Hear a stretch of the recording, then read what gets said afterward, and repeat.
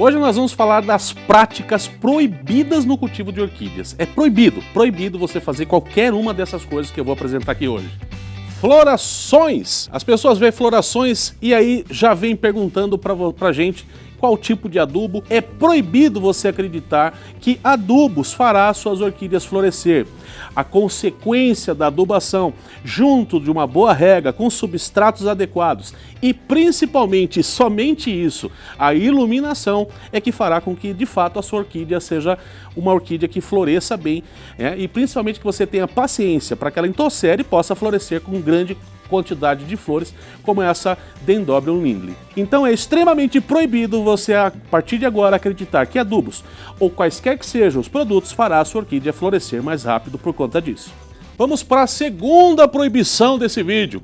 Se você, na hora de regar as suas orquídeas, pega borrifador para molhar, tô aqui regando a minha orquídea, essa é uma prática que você não deveria exercer sobre as suas orquídeas. Quando nós falamos de rega, nós estamos falando de uma mangueirada, é ligar aquela mangueira, aquela chuveirada para você encharcar o vaso da sua orquídea, isso é rega. Então é proibido utilizar borrifadorzinho de água para molhar a sua orquídea, hein? Ainda na questão da água tem mais uma proibição, também é proibido você ficar molhando as suas orquídeas todo momento. Quando você começa a molhar demais as suas orquídeas, você gera o apodrecimento das suas raízes. Então encharcar os vasos o tempo todo, ficar molhando, vocês certamente terão grandes problemas no apodrecimento das raízes da sua orquídea. Então é proibido ficar molhando todo dia, toda hora, todo momento. A não ser, é claro, que você tenha cultivos que peçam isso, como por exemplo orquídeas no tronco, orquídeas na pedra, que tendem a secar mais rápido e como consequência vão pedir um pouco mais de regas. Uma outra prática que deveria de ser proibida no seu cultivo é você fazer regas durante o período do dia, principalmente quando nós estamos falando de períodos quentes do ano, como primavera e verão. Existem dias que fazem 30, 35 graus, a temperatura é muito alta. E se você fizer essas regas ao meio do dia, como por exemplo 11 da manhã, ou então a 1 da tarde, o que vai acontecer é que você vai fazer com que essas orquídeas, depois de molhadas, passem a ter os seus vasos todo quente e você vai ferver, simplesmente cozinhar a sua orquídea. Então, nos períodos quentes, deixe para molhar as suas orquídeas no finalzinho do dia, lá para as 4, 5 da tarde, quando o sol já está se pondo. Isso vai ser excelente, até porque, devido à grande quantidade de calor, o sol já se foi. Quando você regar, as plantas terão mais tempo úmidas para aproveitar a rega que você fez. Também é proibido você molhar as suas orquídeas no período frio à noite. E isso por uma questão muito simples. Nos períodos gelados, que são aqueles de outono e inverno, quando você fizer essas regas no período da noite, as suas orquídeas ficarão com os vasos encharcados. Com o frio elas podem até mesmo vir a queimar as folhas da sua orquídea ou até as raízes dela. Então não é ideal que você faça as regas no período frio do ano ao período da noite. O ideal é que você, daí, ao contrário do período quente, você regue essas suas orquídeas pelo período da manhã, fazendo com que elas recebam essa água entre 8 e meio-dia, para que tenham tempo de chegar até o final do dia já completamente secas, para não passar a noite correndo risco de vir um frio, elas estarem molhadas e você ter um grande desastre lá dentro. Uma outra coisa que é proibida você fazer no seu cultivo de orquídeas é levantar um dia de manhã e resolver replantar as suas orquídeas. Sair pegando o vaso de orquídea, cortando e plantando.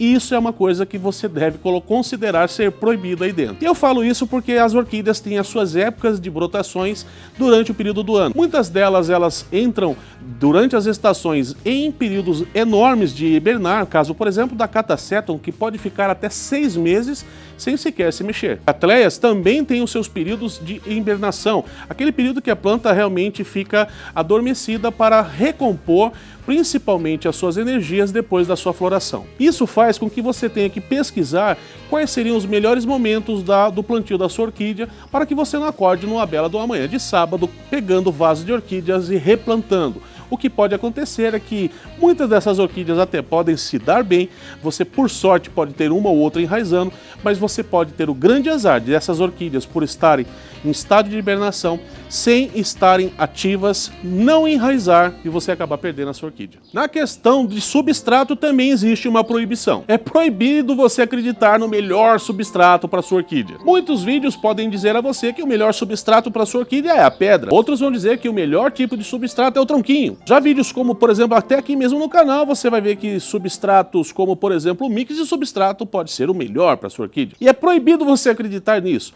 Até porque as regiões do nosso país e também as espécies e gêneros que você cultiva vai determinar que você faça escolhas sobre a questão do tipo de substrato que você vai usar. E simplesmente acreditar no tipo de substrato que eu apresento aqui pode ser um desastre para você. O método mais correto é você primeiro tentar dar um padrão para as orquídeas que você cultiva. Ou seja, você tem ali as catleias, se você decidiu que nas catleias você vai colocá-las em tronquinhos de madeira, ok, vai para cima de tronquinhos de madeira para a grande maioria das catleias que você cultiva. Essa padronização vai te ajudar muito não só na questão dos enraizamentos dessas plantas, assim também como nas padronizações de regas que nós falamos há pouco. Você pode optar de repente até mesmo pelo musgo apenas, é uma opção que muitas pessoas podem fazer, principalmente se tem os seus orquidários fechados que não recebem água da chuva, entendendo as quantidades de rega e tempo de secagem que os tipos de esfagno que você usa vai ter, né? Você vai precisar esperar ele secar. Não há problema algum de ele ser também um substrato da sua utilização, embora não seja tão usual assim. Mas acho que deu para entender que o seu ambiente, a localização que você mora no nosso país e os substratos que você vai utilizar, quem vai responder os melhores resultados serão as suas orquídeas. A minha recomendação fica para que você faça as experiências e ver aquilo que as suas orquídeas mais se adequam como substrato para a sua região. Dessa forma você dá sequência com aquilo que mais se apresentou melhor. As minhas orquídeas não podem ficar na chuva. Essa também é outra coisa que você deveria de proibir acreditar no seu orquidário. Nós falamos de substrato e o que determina as suas orquídeas estarem ao tempo recebendo água de chuva também será ele.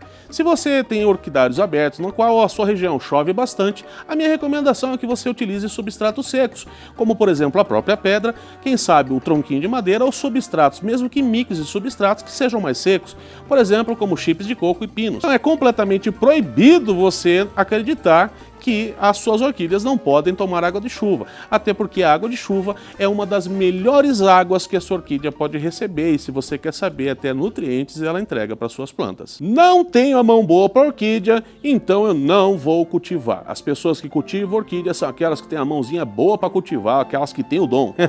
Tá proibido você pensar sobre isso. Quer dizer para você que não é questão de dom e tampouco a questão de você ter ou não a mão. A questão é ter o conhecimento. Quanto mais conhecimento você adquire, certamente mais próximo de bons resultados você também ficará. Então é proibido você acreditar que você não tem a mão boa ou que orquídeas não é para você, que você deveria de cultivar mesmo é uma samambaia. Bom, você pode até ter orquídeas samambaias na sua coleção, mas isso não vai ser por conta de falta de informação que tem aqui no canal, porque nós vivemos entregando conteúdos, dizendo para vocês aqueles que as dicas que mais entregam resultados para que você tenha sempre orquídeas com flores e bem cultivadas no seu orquidário. O que está faltando para você é conhecimento. Vamos dar um Google aí e navegar pelos vídeos aqui no canal. Vídeos esses que estão aparecendo agora na telinha para vocês aqui. Vocês podem continuar nos assistindo clicando em qualquer um desses vídeos. Espero ter levado um pouquinho mais de conhecimento para você no dia de hoje. Nós temos um encontro no próximo vídeo. A gente sempre se vê por aqui. Um super beijo e tchau!